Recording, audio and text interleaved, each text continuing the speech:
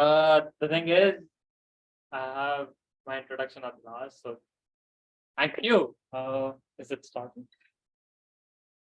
Hello, everyone, present virtually and in person as well. It's nice to meet you all, and glad to meet you. Thank you for volunteering and joining me. I'm Rutvik, so I'll be talking about blockchain and an overview of how things work actually in blockchain, of about the blockchain protocol, working of blockchain, and how things are. So, starting with what is blockchain? It sounds cliche, right? As far as I remember, when I was first introduced to it for the first time, ah, crap, here we go again. It's the same thing again and again, stating jargons out of my mouth and what the speaker is talking about. It hardly makes sense. So let me take a detour and explain what can you do with blockchain. With simply put, almost everything. When I mean almost everything, imagine all the Web2 applications which are client and server based being on blockchain. I would like to focus on the word almost because the field is currently a much more recent one. And the thing is, there are use cases still being explored about. So you have much more flexibility in terms of exploration and research compared to what other fields of cloud computing or the database have been evolved with. It's fairly recent, started in 2008. I'll discuss about them more. So what are the current use cases? NFTs, not your ordinary JPEGs, they are just photos. NFTs stand for non-fungible tokens. They are basically blockchain assets and can be traded with and have ownership of the holder itself, not based on a server. Like Instagram stores your photos, instead you hold the NFT or the JPEG which you are owning. Next would be decentralized finance, DeFi, which is AKA the intermediary, which is about to be removed from the banking sector. And generally, the banks are quite worried of it because they don't want to leave the ownership of their hand. So basically, it allows for people to trade peer to peer and they can own what they are putting in. So there is a liquidity pool through which they can own the asset, particularly take a USDC coin, which is pegged to the US dollar, and they can probably stake it for rewards. Moving on forward with DAOs. DAOs are decentralized autonomous organizations, too heavy to listen to, but they basically form a collective consensus of the community. So DAOs can potentially help in the current ongoing group strike as well. Imagine there was a community, that student community DAO, taking in votes from the students itself, NFTs being the utility provider, having, if you hold an NFT of that student community, you can potentially vote in for the DAO. Take that action or to miss that. And there are much more tooling options available in the current use cases as well, like infrastructure tooling growing on. Then there is logistics and supply chain, which I'll discuss further as well. So the question is, who is building on blockchain? You probably know them already, be it Meta, Starbucks, Reddit, Stripe, Twitter, and Instagram, with Robinhood launching the non-custodial wallets. Non-custodial basically means that you have the ownership, not the party present in that. Starbucks is launching their NFT loyalty program. Meta already on Instagram has launched their NFTs, so you can connect your wallet and showcase the world that you own things.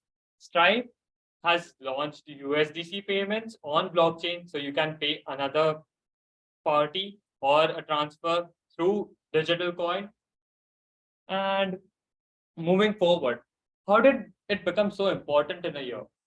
We never heard about blockchain so far. Curiosity started in 2008 when developers working under the pseudonym Satoshi Nakamoto released a white paper on the model of blockchain. Basically, in 2008, we all know financial crisis happened, and there was a time when it feels that we need to take ownership and leadership of the broken economic system. The financial crisis happened due to the intermediaries given much more power, and it resulted in the formation of Bitcoin. Bitcoin, for those unaware, is a cryptocurrency which was started using blockchain. And we all know how much worth the value it is right now. Almost $30,000 of worth of a one Bitcoin value is. Moving forward, 7 years later, Ethereum built upon. So it was built upon the Bitcoin's innovation, And being programmable allowed it to have smart contracts as well using Solidity. So imagine you wanted to sell a house, but you did not want an intermediary or real estate agent in between to take the commission. What could you do? You cannot trust easily someone in the intermediary process. So blockchain is the probable solution there. And a recent use case, one California person sold their house through an NFT, a non-fungible token, on OpenSea.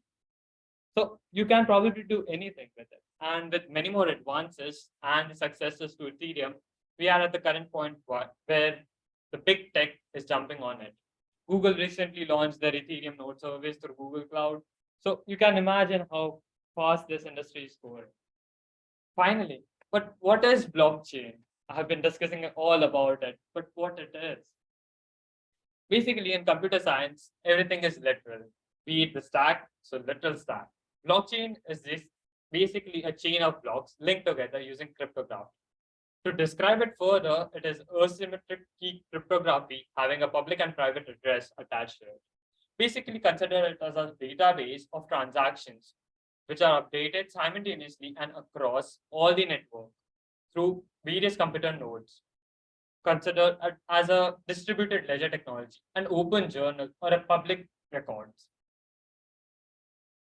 Moving forward with this is the sample of a transaction on a blockchain. It is on Etherscan. So basically, the transaction hash is what the value which is being generated through a consensus mechanism. Basically, you're proving that I know this, I know the identity, that this is a valid transaction happening on. And there are following variables which are attached to it.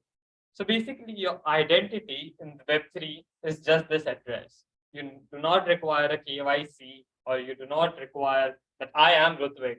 I need to prove it. So this is my identity, a public key address. And this is the contract address, which is written again in Solidity for a dApp, which is decentralized application on Lido. It basically provides liquidity for the rewards which are being taken at. And there is an important factor of gas price. Gas price is basically the transaction the transaction on Ethereum which is happening. So how congested is the network will determine the gas price as well. So for each transaction happening on Ethereum, you pay the transaction fee and the value is recorded as well. Now, talking about the pillars of blockchain. Here we go with the famous blockchain trilemma: scalability, security, decentralization. Scalability. It basically refers to the ability for transaction throughput.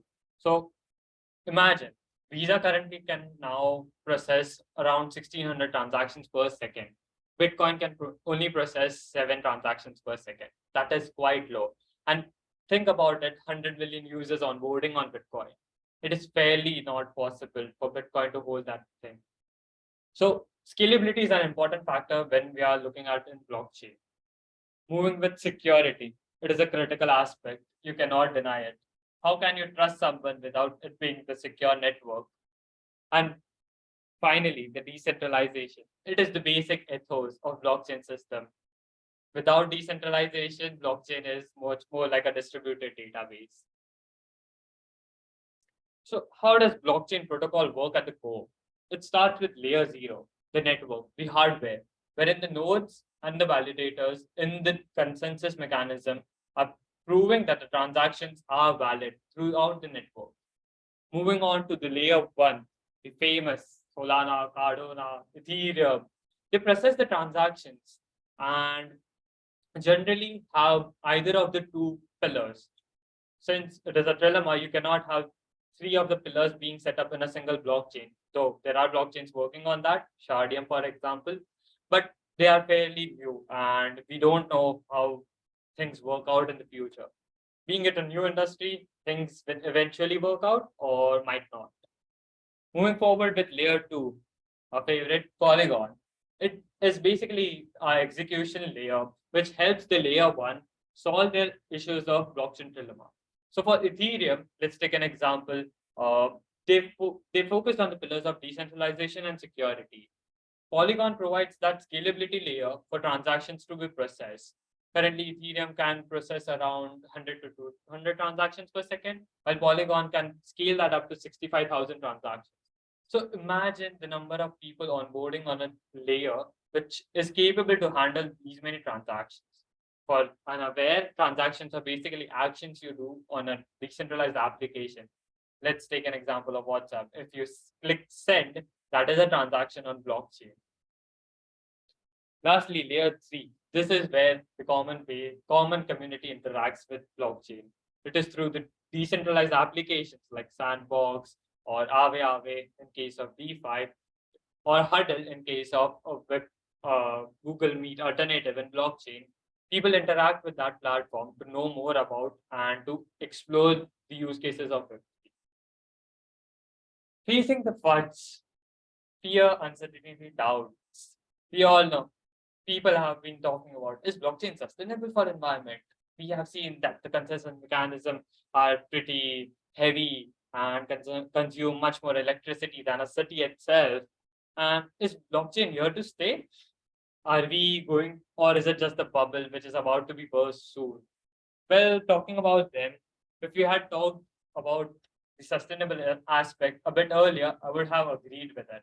Since the consensus mechanism of Ethereum has changed from proof of work to proof of stake, the migrations of energy consumption have been drastically reduced, and we should be happy about it. After all, we aim to be sustainable, right? And with all the big tech jumping in, as I mentioned earlier, Google is launching Ethereum node service on Google Cloud, with Facebook Meta being renamed to process their longer vision of being a metaverse platform, and with all other platforms being merged together on a single blockchain layer, we see that the adoption is coming along. It's just about the time when we have much more users interacting with Web3 on an invisible layer. So why should you build on blockchain? Well, simple answer is money. Money. Who doesn't like money? Investors are ready to pour in money for startups which are funding in for use interesting use cases, be it in healthcare or logistics or supply chain management. The recent private fundraising activities are listed here. You can see that millions of dollars are being invested to projects, particularly the Web3 ecosystem startups. So you are in good hands right now, since it is a trending topic right now. So think about it from an entrepreneurial mindset, that what use cases can we explore with? It's because it's not just about NFTs, cryptocurrency, Bitcoin particularly. We are here to solve much more problems, much more bigger problems in healthcare. Imagine cancer research being shared across all the hospitals through a common network. Then imagine the banking sector being modified again to reestablish trust with decentralized finance. Currently, I was reading on Twitter that JP Morgan performed a recent transaction through blockchain. That is what we are aiming at, building a free data or free internet with decentralization values. Think about decentralized computing, be it the cloud storages. IPFS helps with that. In India, particularly the Firozabad police has implemented a blockchain system, a file contained system, which basically reports their cases on blockchain itself. So blockchain allows that immutability layer because of the consensus mechanism. 51% of the network participants or the validators need to prove that the transaction is valid. With again on Polygon, there is Ocean Research or NGO, which is helping people get excited about ocean research and make them aware about how things are happening in the ocean through metaverse, NFT, utility use cases. And then there is identity management solution. So using ZK, which is zero knowledge, again, a deep topic to dive for, we can think about how we can prove that you exist without showcasing that anyone else is aware about. That is what ZK technology will prove it. Lastly, resources will be shared in the Slack. Thank you all for joining in. Please join the Slack community of Shifty Labs. And furthermore, I'll be talking about Web3 I had initial plans of sharing a POP, which is proof of attendance, which will also be kind of your resume and allow you to prove that you had attended. Imagine a use case wherein you showcase your employer the resume that you have attended these events, and that is immutable. That serves as a validation proof to the company as well that okay, uh, on blockchain it is valid because there is a trust established. No one can tamper with it unless it is a soul bound NFT. So we'll explore all the variety of use cases further with all the projects building on blockchain. And there is also an upcoming project called Boson Protocols, which is launching their decentralized platform, e-commerce platform, wherein NFTs can be shared as a physical merchandise. So you have NFT of that or an image of that physical merch to establish trust on Boson Protocol infrastructure level, and then you can purchase that NFT and receive the physical merch. Interesting use cases are when creators can expect much more things coming out along with Meta being onboarded. So look forward to it. Be open about it rather than having biased opinions from the community, since it's all about exploration. This field is quite new. So have an open mind, explore. I'll share all the resources if you want to deep dive in, and look forward to it. So, any questions? Happy to answer them. Yeah. So you know a lot about Web3. I've heard of it as a concept. I haven't seen anything. So how would you like get started with Web3, or is it just still a concept? Or Um, I won't say it as a concept because there are thousands of projects building up on it. It's just about the exploration phase, right? In I'm not sure which social media you are using right now.